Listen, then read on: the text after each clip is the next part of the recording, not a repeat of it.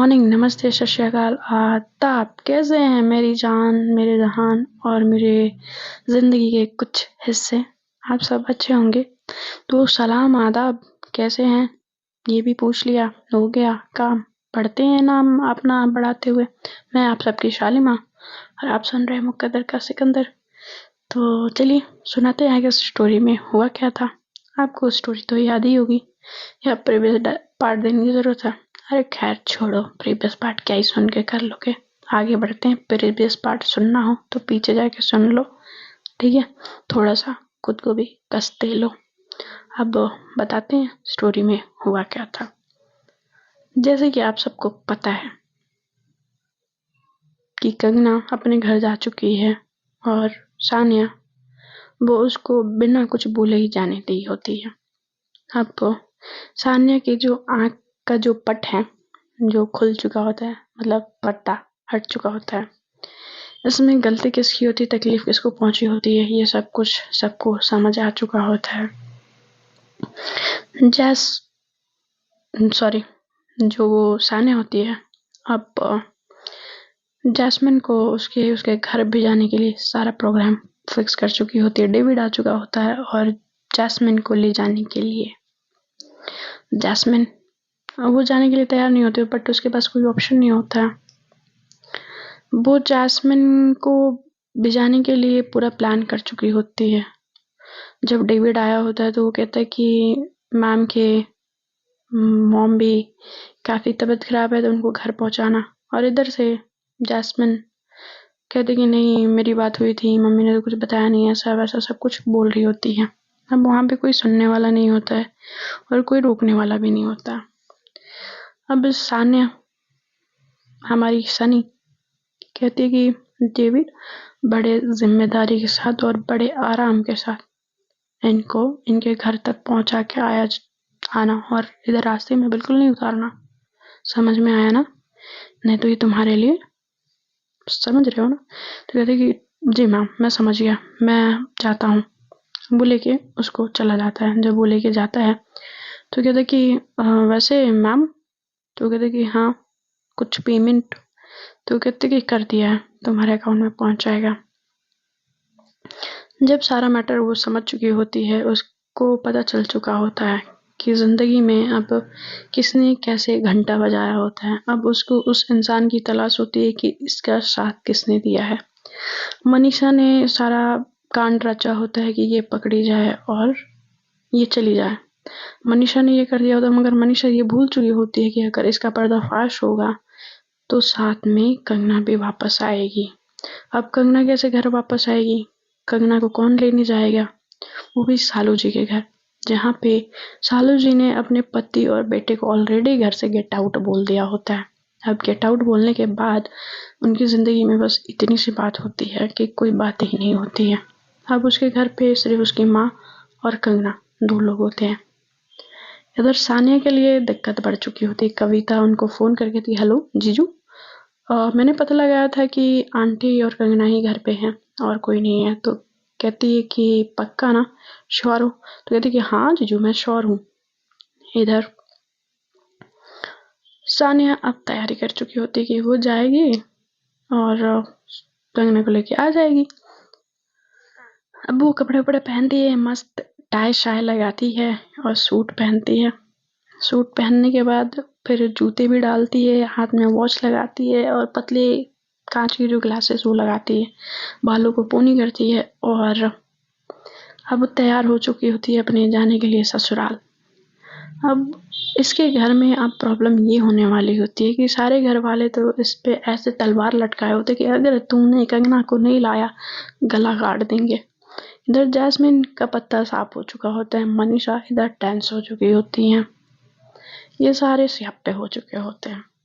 अब वीरेंद्र, हाय मेरी दिल की धड़कन, जाने जिगर, मेरी मोहब्बत, मेरा प्यार आने वाली है। अपने दिल को थाम के बैठते हैं और बाकी सबका प्रोग्राम फिक्स होता है। इधर सानिया को बड़ा इजी लगता है कि वो जाएगी, कंगना को बोलेगी और वापस लेके आएगी। अब ऐसा होता है या नहीं वो तो स्टोरी में सुनते सुनते पता चलेगा। सान्या तैयार होकर नीचे आती है। दादी कहती है कि बेटा तुम आज इतनी जल्दी तैयार श्यार होके कहाँ जा रही हो, वो भी इतनी सुबह सुबह। तो कहती है दादी मैं कंगना को लेने जा रही हूँ और मुझे उम्मीद है कि आंटी मान जाएंगी तो मैं उसको लेके आ जाऊंगी। तो कहती है कि पर बेटा मुझे नहीं लगता कि तुम्हें ऐसे जाना चाहिए। तो कहती है कि दादी मुझे कुछ तो करना पड़ेगा ना कंगना को वापस लाने के लिए। तो दादी कहती कि वैसे मुझे भी ये नहीं लगता कि कंगना भी अब आना चाहेगी। इतना अपमान किसी औरत का हो और वो फिर से वापस वहीं जाए, पॉसिबल नहीं है। उधर से ये उसकी जो मॉम होती है सही कह रही है माँ, और जो ऐसे अपमान करेगा उसके साथ कौन रहेगा, कोई नहीं रहेगा। और उसका तो सही है, वो चली गई तो अच्छी बात है, और उसमें उसकी कोई गलती नहीं है। अब गलती जिसकी है वो जाने, उसका काम जाने। वो दोनों लोग अपना अपना टोन सुना के चले जाते हैं। तब तक उसके पापा और दादाजी आते हैं। तो उसके दादाजी कहते हैं कि बेटा वैसे बिजनेस हो या रिश्ते, कभी भी घाटे का सौदा नहीं करना चाहिए। अगर एक बार घाटा हो गया तो ज़्यादा ही घाटा होता चला जाता है। तो उसके पापा कहते हैं कि हाँ पिताजी आप भी सही कह रहे हो, मुझे भी यही लगता है कि ज़्यादा घाटा सही नहीं होता है, और ख़ासकर जब रिश्ते आपके कमज़ोर हो तो। वो कहती कि ये चल क्या रहा है भाई, ये सब लोग मुझे आगे क्यों बोल रहे हो और मेरे सामने ही। तब तक काका आता है, कहते कि बेटा सब लोग तुम्हें समझाने की कोशिश कर रहे हैं, तो इस बार जा रहे हो तो लेके ही आना, बिना लिए मत आना। और वैसे भी बहू नहीं है तो घर में कुछ हो भी नहीं रहा, किसी को अच्छा भी नहीं लग रहा। जब सानिया चली जाती है बिना खाए पिए जाती है, बिना कोई उसके लिए एक कप कॉफी भी नहीं पूछता है। पीछे से अंशु आवाज देती दी दी दी दी। तो कहते कि हाँ अंशु, दी जा रहे हो ना तो भाभी को लेके आना, बेस्ट ऑफ लक। तो कहती क्या, तो कहती हाँ मैं भी यही बोलने आई थी, वैसे भी आप और क्या आपसे बोलना है, वैसे भी आप बहुत खड़ूस हो। तो कहती क्या तुमने कुछ बोला। तो कहती कि नहीं दी मैंने तो कुछ नहीं बोला, मैंने कहा आप बहुत अच्छे हो। ये बोल के वो वहां से चली जाती है। यहाँ पे सब कंगना के लिए पागल हुए पड़े हैं, मेरे लिए कोई नहीं, कुछ भी नहीं। भगवान ये मेरे घर वाले ही थे ना, कि आपने कहीं बदल तो नहीं दिया, या इनका ब्रेन वॉश तो नहीं कर दिया, या मुझे ये भूल तो नहीं गया। वो भगवान को ऊपर देख के ये बातें बोलने लगी होती है। अब उसका क्या होगा, अब खैर जो भी होगा सही होगा और अच्छा ही होगा। इधर सानिया को बड़ा इजी लगता है, कहते ना ये बड़ा इजी लगता है, क्या सब कुछ इजी नहीं होता इस दुनिया में। सानिया गाड़ी इस बार ड्राइवर को नहीं लाती है और खुद ड्राइव करती है। जब वो ड्राइव कर रही होती है तो उसके दिमाग में बहुत सारे ख्याल चल रहे होते हैं कंगना के साथ बिताए हुए पल के। वो जबरदस्ती उसको खींचना, उसके कमर को अपने पास ऐसे ऐसे टाइटली उसको हक करना, उसके चेहरे पे वो डर, वो घबराहट, उसको याद करके उसको अच्छा भी लग रहा होता है। और कहते वो सोच भी रही होती है माफ भी करेगी या नहीं पता नहीं, भगवान जी संभाल लेना, मैं आपके भरोसे जा रही हूँ। वो जा रही होती है। जब वो पहुंचती है उसके घर पे, जो उसका घर जो होता है ना अपार्टमेंट होता है, तो उधर लिफ्ट होती है। तो ये देखिए इसके घर में तो लिफ्ट है और ये डरती नहीं है। आई थिंक मुझे जहाँ तक नॉलेज है ये लिफ्ट से बहुत ज़्यादा डरती है। फिर वो कहती कि ठीक है कोई ना चलते हैं। मुझसे पहले पीछे से एक वॉचमैन होता है, उसको रोक लेता है। हेलो मैडम कहाँ, किससे मिलना है आपको, आप ऐसे नहीं जा सकती हैं। तो कहते कि क्यों नहीं जा सकती हूँ मैं, तो यहाँ पे परमिशन लगता है, आप ऐसे कैसे जाएंगी। वहां पे ना आपने साइन किया, ना बताया, ना पूछा, ना ताछा, डायरेक्ट घुस गई। तो जब कहते कि किससे पूछना था, तो कहते कि मुझसे, आप हमें बताएंगी तनिक कि किससे आपको मिलने जाना है, इस इस बिल्डिंगिया में बहुत से लोग रहते हैं। आपको क्या लगता है कि आप कहीं पे भी घुस जाएंगी? यहाँ का भी भैया रूल रेगुलेशन है। आपको बताना पड़ेगा, कहना पड़ेगा, फिर जाके आपको एंट्री मिलेगी। तो कहती क्या मुझे और रूल रेगुलेशन? कहती कि पागल हो गए हो, तुम्हें दिख नहीं रहा? तो वैसे भी जो शालू मैडम है ना, मैं उनके यहाँ आई हूँ। अच्छा अच्छा, आप शालू मैडम के यहाँ आई हैं। तो शालू मैडम ने बोला है कि हमसे बिना पूछे हमारे घर पे किसी को नहीं भेजना। हम रुक जाइए, 5 मिनट रुकिए तो नहीं, हम फोन लगा के पूछ लेते हैं, फिर आप जाइएगा, वरना भैया हमें अपनी नौकरी खतरे में नहीं डालनी है। वो फोन लगाता है। हेलो मैडम, कहाँ हैं आप? यहाँ पे एक लोग आए हुए हैं आपसे मिलने के लिए। अच्छा अच्छा, रुकिए, हम बात करवा रहे हैं। अच्छा, नाम पूछ के बताएं, आपका नमुआ का है? तो वो कहती है कि मेरा नाम सानिया यशवर्धन शाश्वत अग्रवाल है। तो इतना बड़ा नाम, अरे छोटा सा नाम कोई रख लो बिटिया। कोई सानिया यशवर्धन शाश्वत अग्रवाल बता रही हैं? तो कहती हैं कि उधर से उसको बिल्कुल मिलने मत देना मेरी बेटी से, और मैं नहीं जानती ये कौन है। कंगना अपने रूम में होती है और उसके जो विंडो होता है ना, वो रोड साइड होता है, और उस रोड साइड विंडो के सामने वो खड़ी होती है, मगर वो नीचे नहीं देख रही होती कि जो गेट होता है वहाँ पे वो नहीं, उसकी नज़र नहीं जा रही होती है। वहाँ पे वो जब बालकनी में अपने आती है तो वहाँ पे देखती है कि कोई बहस कर रहा हो। वो पीछे साइड से खड़ी होती है, वो उसको पहचान नहीं पाती है, मगर उसके दिमाग में लगता है कि ये तो सानिया के जैसे दिख रही है बैक से, पर वो यहाँ पे क्यों आएगी, नहीं आएगी वो। वहाँ पे वो बहस कर रही होती है वॉचमैन से, और जब वो वॉचमैन से बहस कर रही होती है तो कहती कि थोड़ा भी अंदाजा है, मैं आपकी नौकरी खा जाऊंगी अगर नहीं जाने दिया तो। फिर वो अपना सर पकड़ लेती है, आधे घंटे से वो बहस की जा रही होती है, वो देखती है और फिर अंदर चली जाती है कंगना। और जब अंदर जाती है तब तक उसकी माँ फिर से वो बालकनी में आती है और देखती है कि सानिया अभी वहीं पे खड़ी है। वो समझ जाती है कि ये सानिया ही है, और जब वापस वो अंदर जाती है तो कंगना से कहती है कि बेटा तुम्हें बालकनी में जाने की कोई ज़रूरत नहीं है, तुम घर के अंदर ही रहना।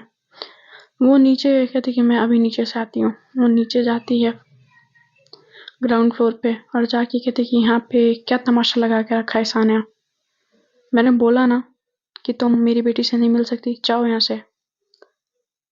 तो कहती कि आप मेरी बात तो सुन लीजिए आंटी। तो कहती कि मुझे तुम्हारी बात कोई सुनने की कोई ज़रूरत है? कोई ज़रूरत नहीं है, मैं अपनी बेटी के लिए बहुत अच्छा रिश्ता देख सकती हूँ और तुम्हें यहाँ रुकने की कोई ज़रूरत नहीं है, बोल दिया ना, जाओ यहाँ से। कहती कि आप मेरी बात क्यों नहीं सुन रही हैं, और आप हमारे बीच में क्यों आ रही हैं आंटी? आप थोड़ा सोचिए, अगर मेरे बीच में आप कोई भी आता, अगर आपकी जगह पे कोई और होता ना, तो मुझे चुटकियों में उस चीज़ को सॉर्ट करने की आदत है। और मेरे घर वालों ने बोला है कि उनकी बहू उनके घर पे चाहिए। वहाँ पे वॉचमैन इन दोनों की बातें सुन रहा होता है। वो कुछ बस कभी सानिया के मुंह की तरफ देखता, कभी शालू जी की तरफ देखता। कहते कि पता नहीं कौन से भाषा में बात कर रहे थे इन दोनों, समझना पड़ेगा तनिक हमको। वो चुपचाप उन दोनों का मुंडी घुमा घुमा के बातें सुने जा रहा था। वहाँ पे कब से बहस चल रही होती है। सानिया कहती कि आप प्लीज मेरी बात समझने की कोशिश करिए। तो कहती कि मैं जो समझा रही हूँ तुम्हें, तुम समझने की कोशिश करो। तुम दोनों का कोई फ्यूचर नहीं है और तुम जानबूझ के यहाँ पे तमाशा क्रिएट मत करो। वहाँ के जो लोग आते जाते वहाँ पे खड़े हो गए, अब उनकी बातें सुनने लगे होते हैं। वहाँ पे तमाशा एक तरह से बन ही चुका होता है। इधर कंगना को लगता है कि माँ को गए हुए काफी देर हो गया और वो आ नहीं रही। तो वो आती है बाहर बालकनी की तरफ और देखती है कि वो किसी से बात कर रही हैं। बात नहीं कर रही हैं, ऐसा लग रहा होता है उनके रिएक्शन से कि वो किसी से झगड़ रही हैं। क्योंकि ये माँ किससे झगड़ने लगी, और वो भी इस सोसाइटी में, यहाँ पे तो किसी को वो जानती भी नहीं है। माँ ना अपनी आदतों से नहीं सुधरेंगी, और मुझे ही जाके लगता है कि उनको लेके आना पड़ेगा। पता नहीं किसी से भी उलझ जाती हैं। वो जो होती है सूट पहने होते, बालों को पोनी की होती है, और उसके चेहरे से ऐसा उदासी झलक रही होती है। जो उसका फेस होता है एकदम मुरझाया सा लग रहा होता है।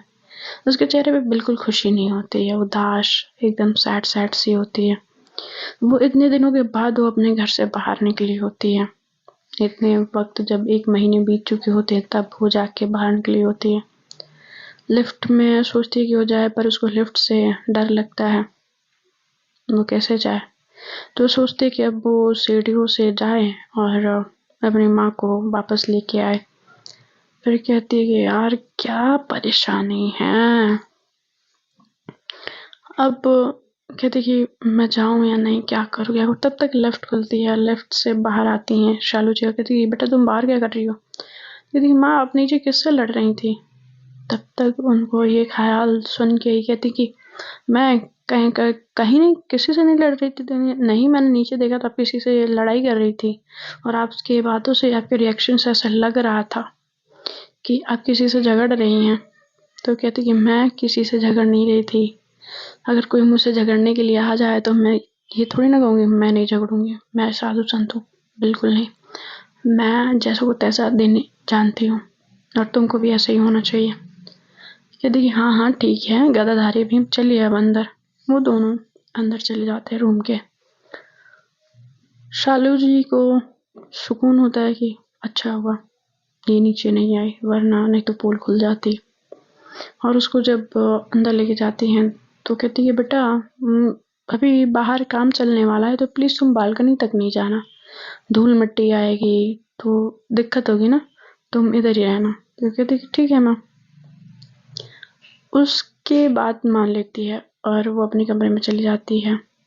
जैसे शालू जी बालकनी की तरफ आती हैं, काफी देर हो चुका होता है, और देर होने की वजह से सामने जब वो जाकर देखती हैं तो सानिया वहीं पे बैठी होती है। अब वो सोच रही होती है कि क्या करे। अब तो घर वालों को वो बोल के आई है कि कंगना को साथ लेके आएगी, ना बोलेगी नहीं गई तो उसकी इज्जत की वाट लागली वैसा वाला हो जाएगा। तो क्या देखिए अब क्या करूं मैं, कैसे मनाऊं अपनी सासू मॉम को। कहती है ये तो मानने से नहीं, मुझे कुछ सोचना पड़ेगा।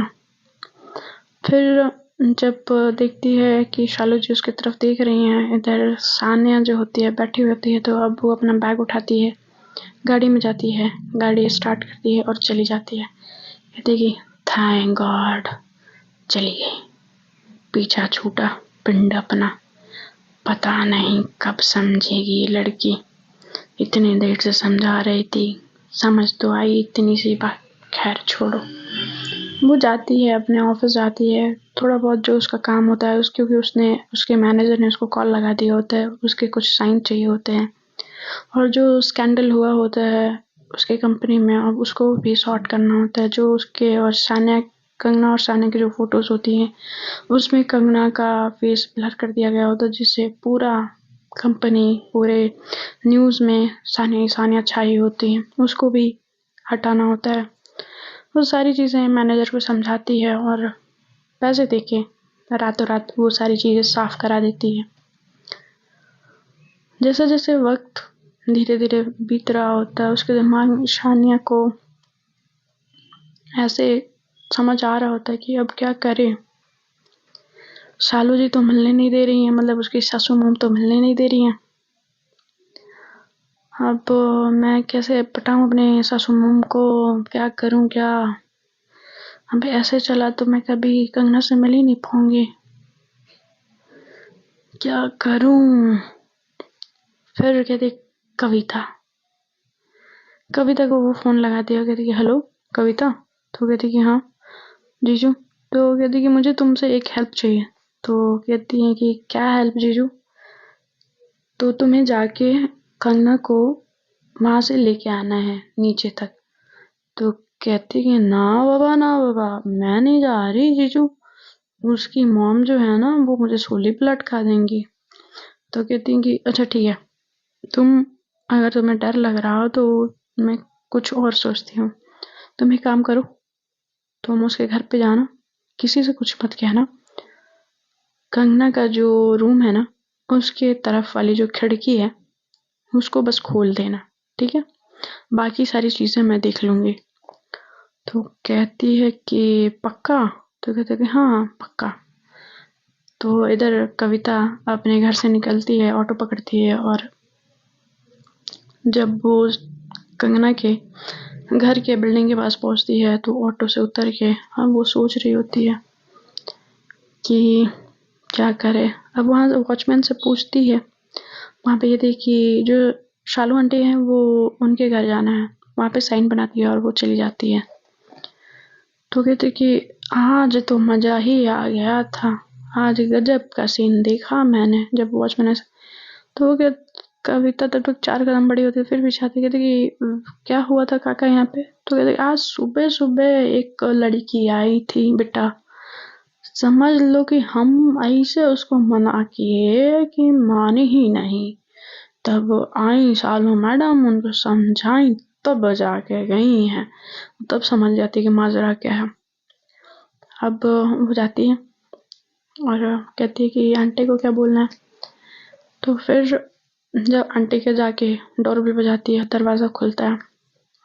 नमस्ते आंटी। तो कहती कि नमस्ते, तुम कब आई बेटा, और कुछ काम था क्या?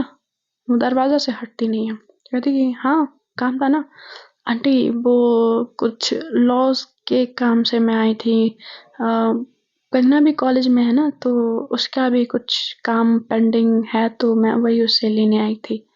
तो कहती कि अच्छा अच्छा, आओ आओ अंदर आओ। वो अंदर जाती है। जब कंगना अंदर जाती है,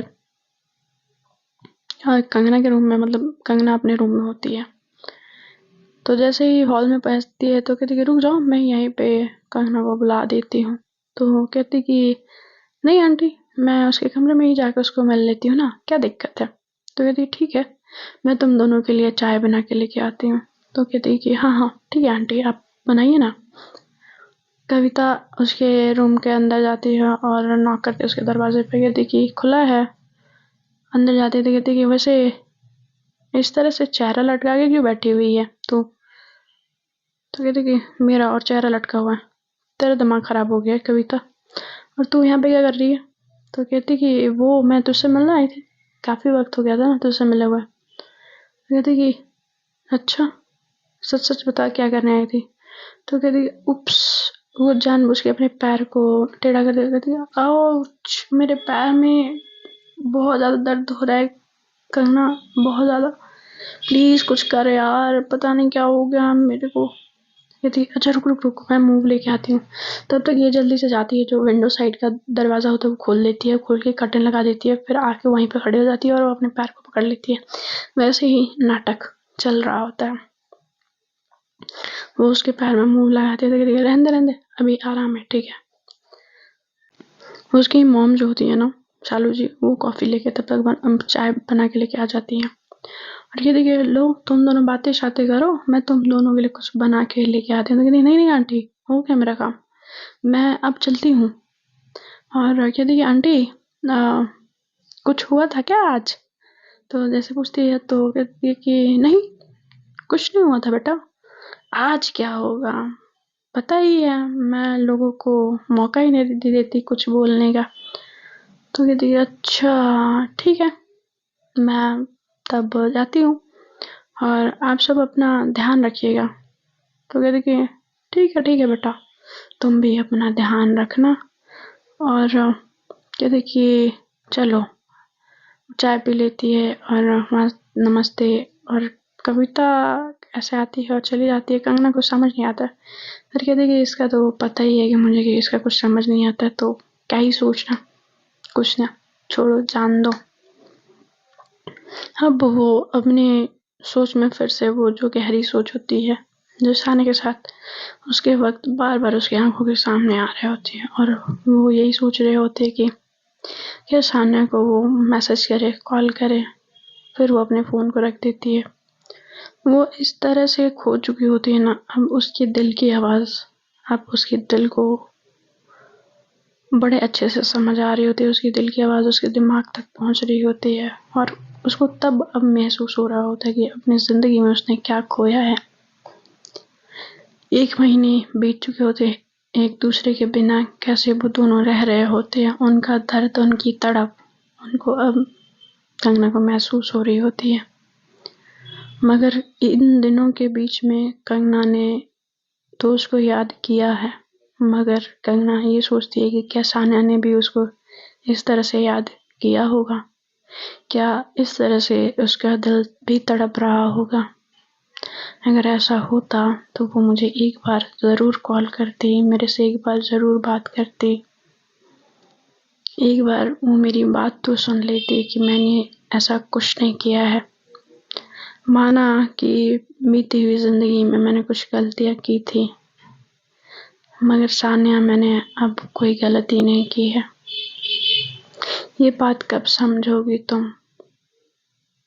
और ये सोच के उसके आंखों से आंसू जो बहते हैं उसको साफ करते हुए, अपने फेस को ठीक करते हुए वो अपनी माँ के पास जाती है और कहती कि माँ, मैं सोच रही थी कि जो मेरा कॉलेज का काम है वो मैं अब पूरा कर लेती हूँ। तो कहती कि हाँ बेटा, सही है, तुम अपना कॉलेज का काम पूरा करो और पढ़ाई करो, तुम ध्यान दो अपनी पढ़ाई पे। मैं इस तरह से तुम्हें रोता बिलखता नहीं देख सकती। तो कहती कि ठीक है माँ, थैंक यू। और ऐसे कह के अब धीरे धीरे शाम ढल रही होती है, शाम से रात भी हो चुकी होती है। फिर सानिया उसके कंपाउंड में अपनी गाड़ी को पार्क करती है, और इस बार जो वॉचमैन रोकता है तो कहता है कि अरे काका, समझ नहीं रहे हैं, वो मैडम ना हमसे बहुत नाराज हैं थोड़ा, आप समझ रहे हैं? अच्छा बिटिया, तो तुम दोनों तो ऐसे झगड़ रहे थे जैसे कुत्ते बिल्ली झगड़ रहे हों। अरे चाचा, थोड़ी सी बात अब समझा करो ना, थोड़ा बहुत माँ बाप तो नाराज हो ही जाते हैं, आंटी भी थोड़ा हमसे नाराज है। ई पकड़ो 500 की पत्ती है, ज्यादा लोड नहीं लेते। अब आंटी को कैसे पता कि हम कब आए कब गए, अब बताने की जरूरत क्या है, वो पैसे लेके रख लेता है। तो हाँ सही बात है, हमें क्या पता, हमें तो पता ही नहीं। और कहते कि बस इतनी से ही तो काम करना है आपको। वो अब जाती है जिधर रोड साइड मतलब होता है, उधर उसका रूम मतलब कंगना का होता है। कंगना के रूम से ही लगा हुआ पाइप होता है। आप कहते हैं यार, ये 3rd फ्लोर तक मैं पाइप को चढ़ पाऊंगी ना, अगर मेरे हाथ से पाइप छूटा तो हड्डी पसली तो एक हो जाएगी। कंगना तेरे प्यार में क्या क्या करना पड़ता है। वैसे कहती कि खैर गलती तो मेरी है, कंगना की तो गलती नहीं है, सुधारना भी मुझे पड़ेगा, नहीं तो घर वाले मेरा जीना हराम कर देंगे। चलो, जय श्री राम करके अपने जो शरीर को थोड़ा मजबूत फील कराते हुए वो पाइप को पकड़ती है और ट्राई कर रही होती है कि ये उससे हो पाएगा या नहीं। तो चलिए फ्रेंड्स, हम भी कल सुनेंगे आगे स्टोरी में क्या होगा, कैसे होगा, किस तरह से होगा, क्या कंगना और सानिया में सुलह हो जाएगी या अभी भी इन दोनों के बीच में खटपट या थोड़ा इधर उधर हो जाएगा। तो चलिए कल मिलेंगे, बाय बाय, टेक केयर।